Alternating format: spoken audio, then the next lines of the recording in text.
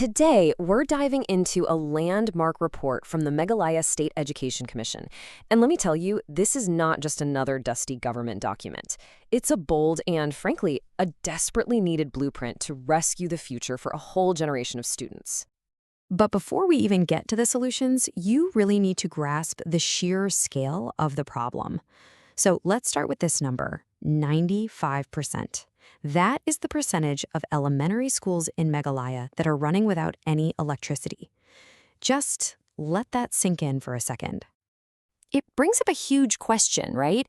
When the very foundations are this challenged, where do you even begin to rebuild? Well, thankfully, the Commission's report actually has some pretty powerful answers. You see, this report isn't just a laundry list of problems. It's a direct response to a crisis that's been brewing for decades. It feels like this is the moment Meghalaya is finally taking a hard look in the mirror to chart a new path forward. So the Meghalaya State Education Commission, or MSEC, they were given this monumental job. Review everything, and I mean everything from primary schools all the way up to universities, and come up with real solutions. And this wasn't just about patching a few holes. The goal was to get the entire system in line with India's ambitious National Education Policy of 2020. So just how strained is the system? Well, the report uses some cold, hard data to paint a very clear and honestly, a very sobering picture. And if you thought the electricity situation was bad, get this.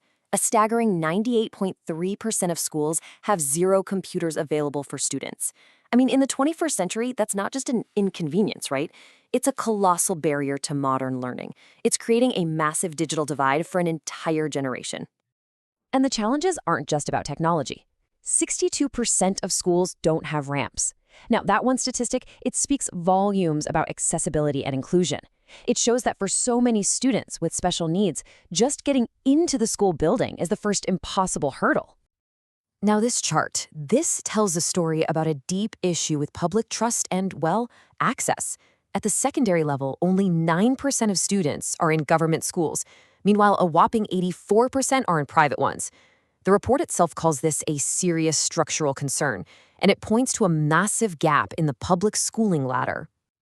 And it's not just about buildings. This table illustrates another critical problem, a severe shortage of manpower. We're talking about key administrators being stretched impossibly thin. Take this for example. One joint director in the West Garo Hills is also the acting director and the district school education officer, the DSEO, for two different districts. That is, one person doing 4 critical jobs. It's a system at its absolute breaking point. So, okay, the data clearly tells a story of a system that is under immense strain. But, these are all just symptoms. The Commission's real job was to connect all these dots and find the core systemic flaws. And they basically boiled it all down to these key points. We've seen the severe infrastructure deficits, that shrinking government role in secondary schools, and the overstretched admin. But they also pointed to outdated teaching methods that are just focused on rote learning, and a whole system that's fragmented by way too many small, inefficient schools. And here's the real-world impact of all of that. Just imagine you're a student in a government primary school. You finish, you're ready for that next step, but there's no government secondary school for you to go to. This broken ladder is a huge driver of dropout rates, pretty much forcing students out of the system. But here's where things start to turn around. The report doesn't just list all the problems, it gives a really detailed roadmap for reform. So let's dive into the solutions the Commission came up with. The whole reform starts right there, in the classroom. The Commission is calling for a huge shift away from that old model of rigid, rote memorization. The future, they say, is about play-based learning, critical thinking, and a multidisciplinary approach that prepares students for life, not just for an exam. And to fix that problem of having too many small, under-resourced schools, the report has a pretty bold strategy: consolidation. Instead of spreading resources thin across hundreds of tiny schools, the plan is to merge these struggling schools into larger, unified campuses. This lets the government focus its investment on upgrading these consolidated hubs into fully equipped model schools. This roadmap is also about empowering people. For teachers, it means clear career paths to attract and keep great talent, and professional communities to help them collaborate. And for students, it means redesigning exams to test what they actually understand, not just what they memorized, and bringing in practical, vocational skills right from class 6. So when you put all these pieces together, The new buildings, the new ways of teaching, the support for teachers. What does the future of learning in Meghalaya actually look like? What's the end game?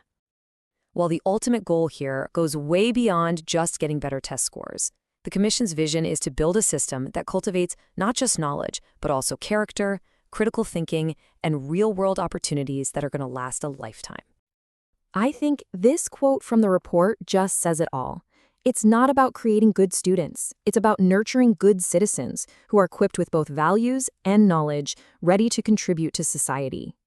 So in the end, the Meghalaya State Education Commission has delivered a clear, detailed, and really ambitious blueprint. The plan is right there on the table. But the hardest work? That's yet to come. The final question isn't whether the plan is good enough, but whether the political and administrative will to actually build it into a reality truly exists.